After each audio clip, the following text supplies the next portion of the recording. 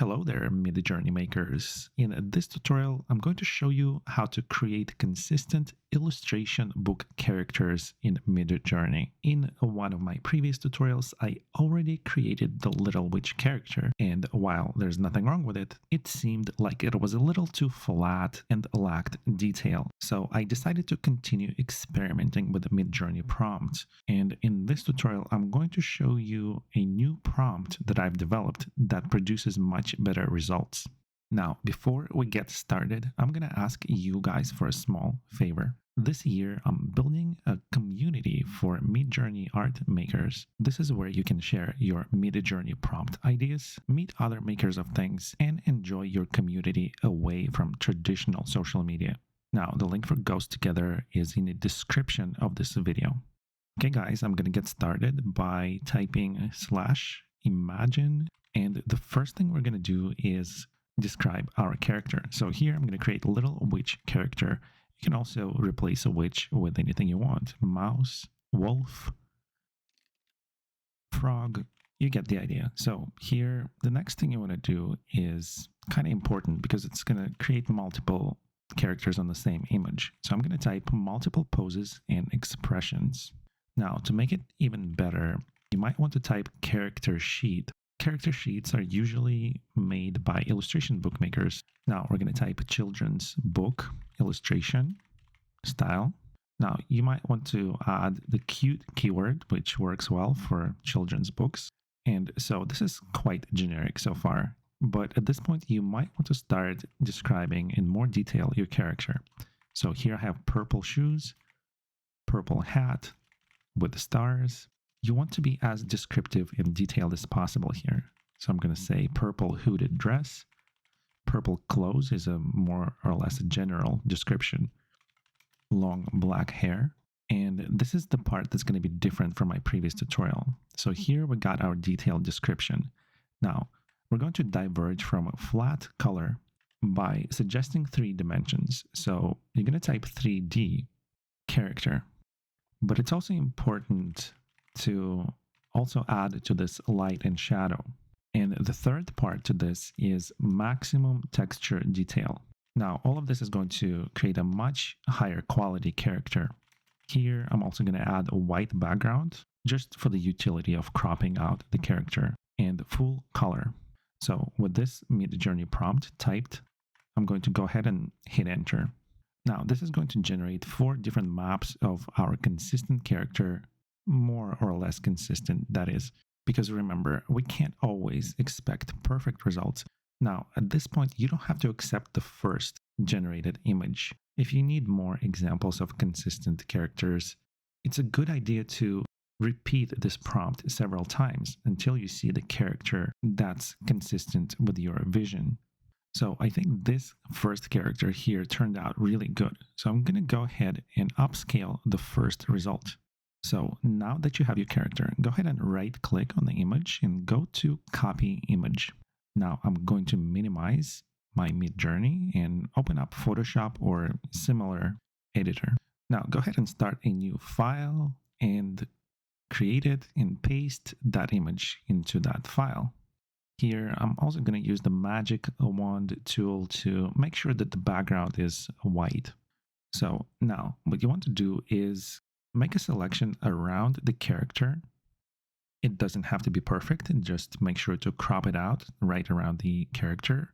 It doesn't have to be a rectangle, just make sure you get the edges right. And press Ctrl X to cut. Now go ahead and minimize Photoshop, and we're going to go back to Midjourney. Now here in the message box, without starting a prompt, just paste the image there. Now I'm going to go back to Photoshop and choose another image of our character. For example, this one. In the same way, draw a selection around its edges, press Ctrl X, go back to Midjourney, and paste this image into the message box. Now, because this is just a technique tutorial, I'm only going to use 3 images here, but you can use as many as you want. In fact, the more images you have, the better it is. But here we're going to use 3 images just as an example of how to form this prompt. Okay, so click on the first image, right click, then go to copy image address. Now go to your prompt and start typing imagine and paste that URL here. Don't forget the space at the end. Now go to the second image and do the same thing. Right click, copy image address, add it here by space. Go to the third image, copy image address, and paste it again. Now we're going to scroll all the way up to our original prompt. So here it is, and I'm going to select it, right click, and copy. Now go to the end of your prompt, add the space, and paste your prompt here. Remember how we had multiple poses and expressions in character sheet? So delete that and replace that with a running or some other action. And pretty much this is how you will use a combination of image prompt and the prompt we typed originally to create a consistent style character for your illustration book.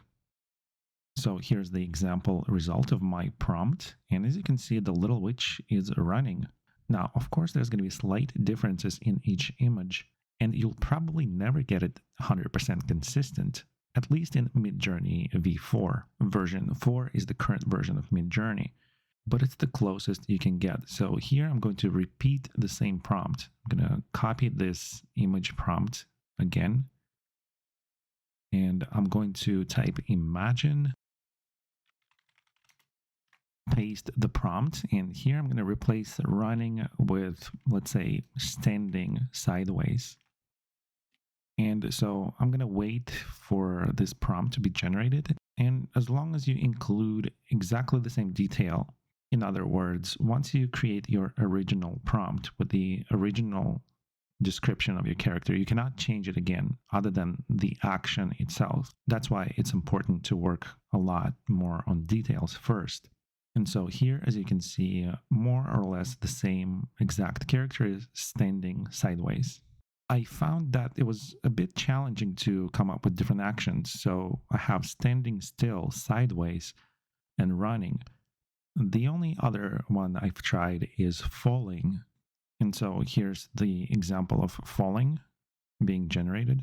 And I think it worked, but in the second image, it seems like she's falling asleep, which I think is actually a good idea for a children's book.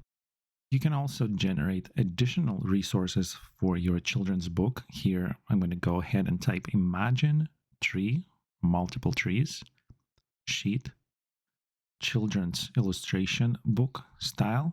Here, I noticed adding more detail would actually make things worse. So I'm just going to use cute, white background, and full color. So we're going to generate some trees, and maybe they could be used as a book cover design. So here I think number 2 and number 4 are pretty good examples that could be used in the book cover or something like that. So I'm going to go ahead and upscale number 2 and number 4. So now that we have higher resolution images here, I'm going to open this second example.